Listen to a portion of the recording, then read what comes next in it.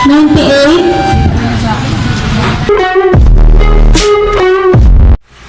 katoy-toyan vlog, what's up guys? For today's vlog guys ay pupunta kami ngayon guys sa aming dito sa Naik LTO kasi ipaparehistro guys ang aking motor. Mulawin. Ang pangalan ng aking motor ay Mulawin. So guys, for today's vlog ay i-ano natin guys kung paano magparehistro ng motor. No, ipapakita ko lang sa inyo guys kung ano ang pagparehistro kasi Lunes ngayon, sigurado natin guys maraming tao. So time check ngayon guys, agahan lang natin, alas 8 na yung oras ngayon guys. So pupunta tayo ngayon guys sa LTO Naik Cavite branch. Okay, see you there guys. Good morning mga katoy-toyan. Ito na guys, magbibiyahe na tayo, papunta tayo ngayon guys sa Naik LTO branch office guys dito sa Cavite. Kaya ito, bibiyahe tayo ngayon guys sa Lunes ng umaga. Time check 8:30 ngayon guys. Is June, ano ngayon guys is June 10. Yan, June 10 tayo ngayon guys.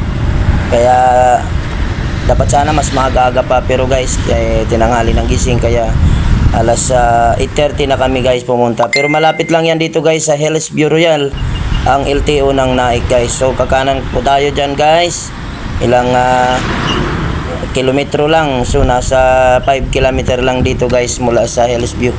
So dito pagpasok natin guys dito sa entrance, bibigyan kayo ng number para sunod-sunod po ang pagka-organize guys bago kayo magbayad sa ating cashier. So pagpasok natin dito guys, paparking lang muna natin ang ating mga motor para hindi makahambala guys sa daan. So dito na tayo guys sa loob. Pagpasok natin sa loob ay pupunta na tayo guys sa cashier para magbayad. Pero bago tayo magpunta doon guys, siyempre hintayin lang muna natin natawagin ang ating number. At pag natawag na guys yung number nyo, ang next na po gagawin nyo guys ay pupunta kayo doon sa cashier mamaya.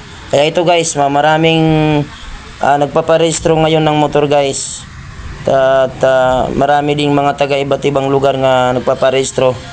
So marami ngayon guys kasi Lunes. So dito guys, nakapasok na tayo guys. So hintay-hintay lang pa rin guys. Sobrang init kasi naitapat kami guys ng magtatanghali na. So hintay-hintay lang. So ayan guys, tawag na yung ating clerk sa ating yung receptionist dyan guys sa cashier. So malapit na tayo at ito na nga guys, nagbabayad na. Ako na guys ang nasa window ngayon guys, na tayo ngayon guys, naka-red. Parehas pa naka-red ang aking kasabay. So ako polo checkered red.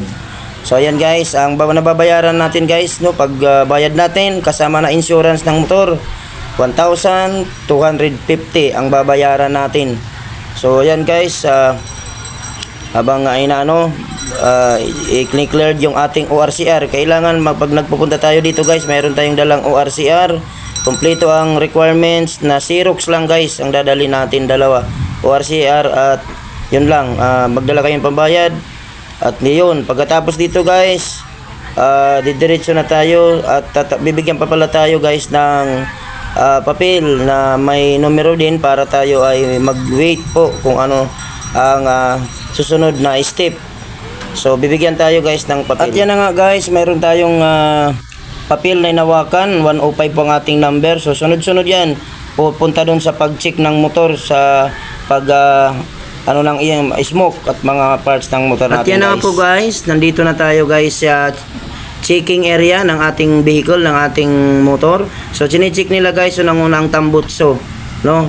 Tsaka yung speedometer, yung ng speed ng motor nyo guys. So pagkatapos nito, bibigyan kayo guys ng resibo ng final result, tapos diretso na kayo guys sa LTO.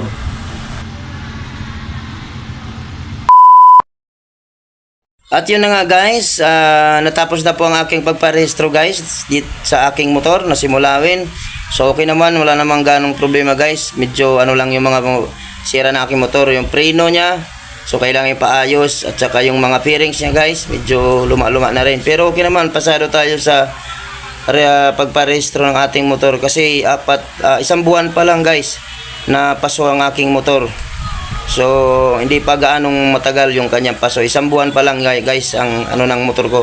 So yun guys, pagkatapos doon na punta tayo sa LTO, so nalubat ako kanina kaya hindi ko na nabidyoan guys kung paano magano doon sa LTO office. So doon sa may cashier ng LTO din, mayroon din sila cashier doon.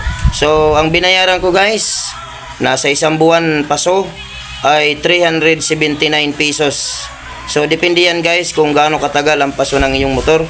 So kung matagal din, malaki din ang babayaran, pero kung hindi naman gaano pa matagal na paso, konti lang ang babayaran guys. Sa isang buwan kong paso sa motor ko, isang buwan at kalahati. So binayaran ko guys 379.